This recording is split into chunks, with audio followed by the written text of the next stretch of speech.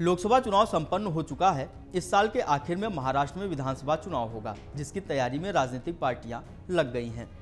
लोकसभा चुनाव में भाजपा, शिवसेना एकनाथ शिंदे और एनसीपी अजित पवार की महायुति की महाराष्ट्र में वैसा प्रदर्शन नहीं हो पाया जिसकी उम्मीद की जा रही थी। लोकसभा चुनाव के परिणाम को देखते हुए महायुति अब विधानसभा चुनाव में फूंक फूंक कर कदम रखेगी। अब महायुति का सारा दारोमदार मानसून सत्र में पेश होने वाले राज्य के बजट पर टिका होगा। मीडिया रिपोर्ट्स है कि विधानसभा चुनाव से पहले अपने आखिर बजट में महायुति लोक लुभावना घोषणा कर सकती है।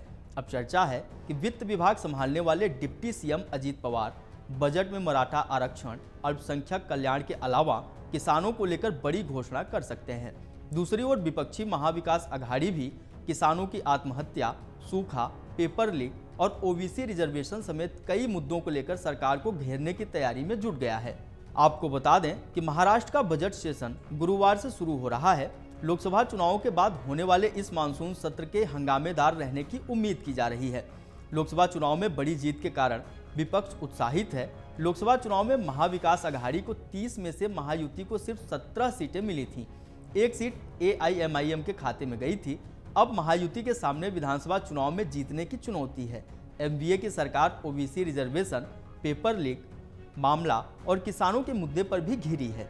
इस समीकरण के हिसाब से एनडीए के पास भरपाई के लिए कुछ ही मौके हैं, जिसमें से बजट सेशन एक है। लोकसभा चुनाव की वजह से पिछली फरवरी में अंतरिम बजट पेश किया गया था। राजनीति के जानकारों का कहना है कि मानसून सत्र में डिप्टी सीएम अजित पवार सभी को खुश करने वाले चुनावी बजट को पेश कर सकते हैं। खासकर सभी जातियों और अल्पसंख्यकों को खुशखबरी मिलने के संकेत हैं।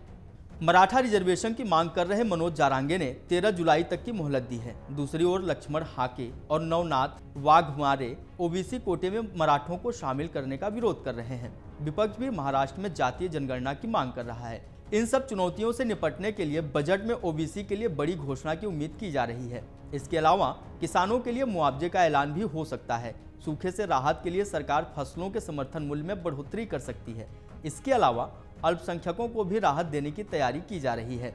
महिलाओं और युवाओं के लिए भत्ता देने जैसे नई स्कीमों की घोषणा हो सकती है। इसके साथ ही नागपुर रत्नागिरी नेशनल हाईवे में जिन किसानों की जमीन का अधिग्रहण किया गया है, उनके लिए भी मुआवजे की रकम को बढ़ाया जा सकता है। मानसून सत्र के दौरान ही मंत्रिमंडल का विस्तार भी संभव है। उम्मीद की जा रही है कि मंत्रिमंडल में 14 नए मंत्री शामिल हो सकते हैं। आपको बता दें कि लोकसभा चुनाव में महाअघाड़ी ने अच्छा प्रदर्शन किया। लोकसभा की 48 सीटों में से 30 सीटों पर जीत हासिल की। इनमें से कांग्रेस को सबसे ज्यादा 13, उद्धव ठाकरे की शिवसेना को 9 और शरद पवार की एनसीपी को 8 सीटें मिली। इसके उलट एनडीए को बड़ा झटका लगा। एनडीए ने 17 सीटों पर जीत दर्ज की, जिसमें भाजपा 9, शिंदे की शिवसेना 7, अजीत की एनसीपी 1 सीट जीत सकी, जबकि 1 सीट निर्दलीय के खाते में गई है। अगर आप ये वीडियो YouTube पर देख रहे हैं तो हमारे चैनल को सब्सक्राइब करें और बेल आइकन को दबाना ना भूलें। अगर आप Facebook पर ये वीडियो देख रहे हैं तो हमारे पेज को लाइक करें।